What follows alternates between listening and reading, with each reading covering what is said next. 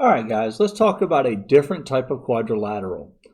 We talked about the trapezoid and just a generic quadrilateral to include the isosceles trapezoid. So now we're going to actually talk about the parallelogram.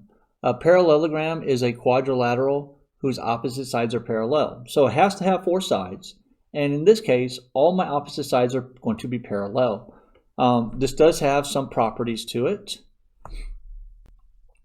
The properties of the parallelogram is, of course, the opposite sides are parallel. What's nice also is the opposite sides are congruent. Opposite angles are congruent. The diagonals bisect each other, and any pair of consecutive angles are supplementary. So let me just kind of draw this out so you can see what a parallelogram actually looks like. So a parallelogram is going to be something along the lines of this. This is not the most beautiful parallelogram, but it will work. So we have our parallelogram right here. This side and this side are parallel. Remember, we can mark parallel with these little arrows in the middle. These two sides, my opposite sides here, are parallel. And of course, then my opposite sides are also congruent. So this side and this side are congruent. This side and this side are congruent. So this is just the basic outside of it. These are parallel, these are parallel, these are congruent, these are congruent. Now, my opposite angles are also congruent. So this angle and this angle are congruent.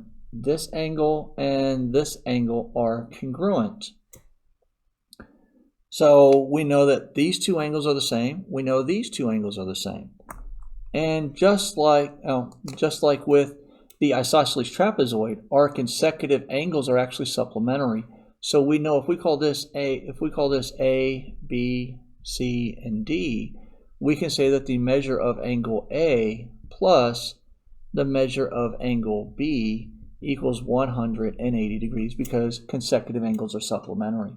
So these properties are pretty straightforward. Of course, then we have I forgot to talk about the diagonals here. We have our diagonals, and these actually bisect each other. What that means is that this and this are going to be the same length, and these right here are going to be the same length. We're going to use